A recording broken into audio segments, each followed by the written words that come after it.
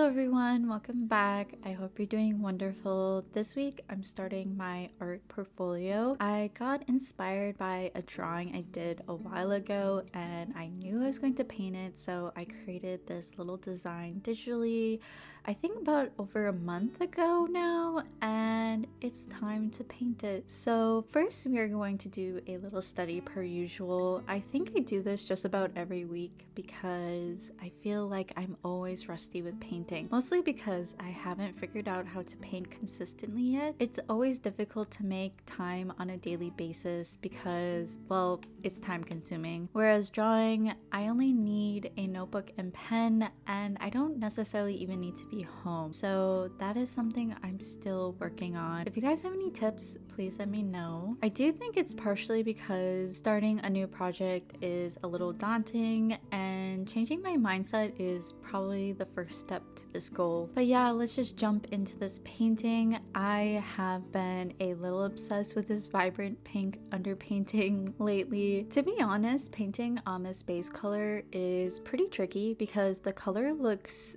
much different against the pink versus the color in the final painting. It's a lot of trusting the process, but I do think that it helps with the end result look more vibrant. It might just be in my head, but I feel like gouache always dulls down when it dries, and I really like saturated colors, so I am trying everything to make the colors look a little bit more vibrant. With this study, I did struggle a lot with the colors not looking correct, and instead of just taking a step back to think about it, I rushed in and tried to cover the underpainting as quickly as possible. Majority of the portrait is very light colors, and the hair had most of the dark colors. So in pursuit of covering the underpainting, I did all the light colors first, which isn't how I like to paint. Doing the dark to midtones first and building your way up to light colors is what works for me when painting portraits. So once I started adding the darker colors, things started to make sense and the colors started looking correct. So as for my style of paintings, you'd probably notice that I like to block off colors versus blending. I don't know why, it's just something I've always gravitated towards, even when I first started painting and had absolutely no knowledge of art. But even though the style of painting comes somewhat natural to me, I want to push myself further. I think that I'm able to see the face in a certain way, but I need to be able to execute that in painting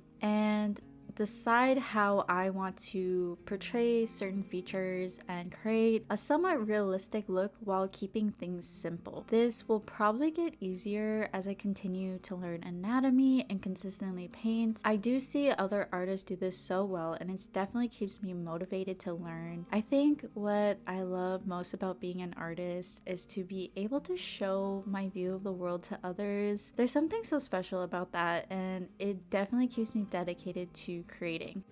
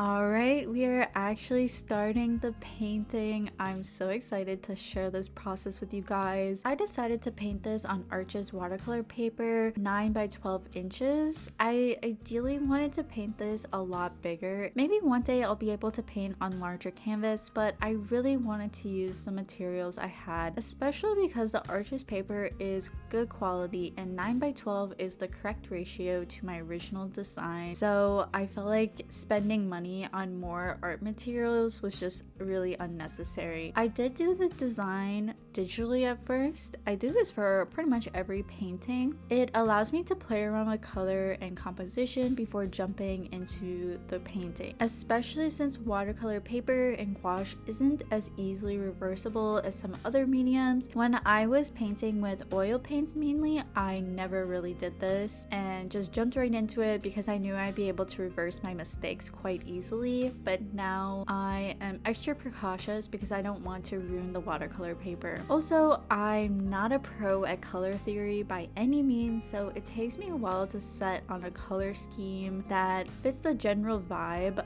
of the painting, and also picking colors that work well together. Everyone has seen those videos where they color pick something from the middle of the painting and pulls it out and it looks completely different, and I just feel like I would not be able to do that without thinking about it beforehand. Overall, it works for me, and I definitely recommend if you struggle with color theory and color mixing. Speaking of color theory, I decided to go with a green and pink color scheme. This and orange and blue is something I always gravitate towards. I ended up deciding on this color scheme because although it is a complementary color, typically creates a more drastic look. These two colors together always feels very soft to me, and I was drawn to this design because it just felt like a universal experience in girlhood. I feel like we've all been in the bathroom trying to cut our own bangs. I know that every girl experiences girlhood in a different way, but this design got me inspired to create a series that portrays the nostalgic and almost innocent feelings of girlhood, and this painting being the first one of many in this series.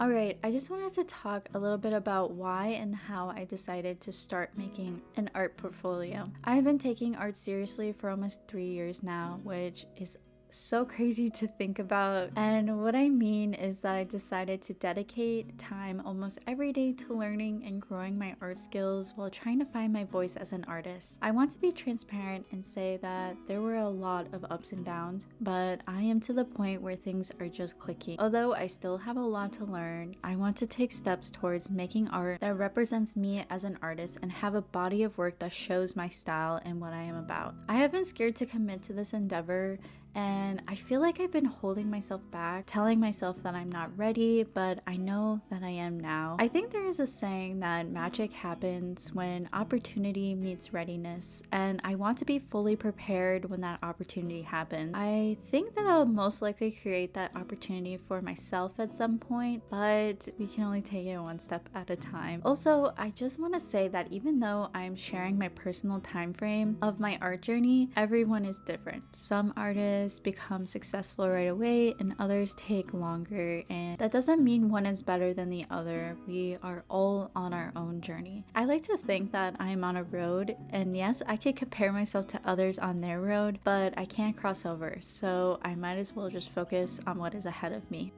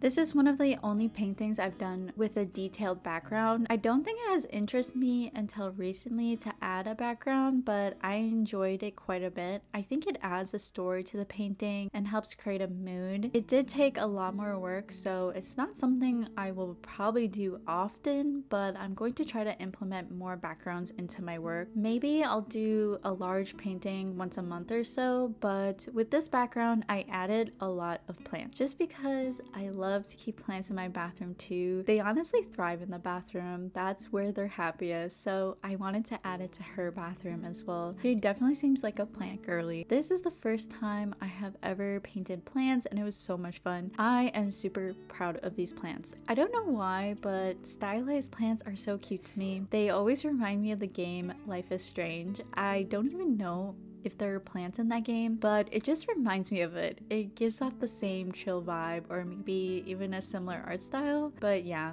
you have to let me know what plant is your favorite.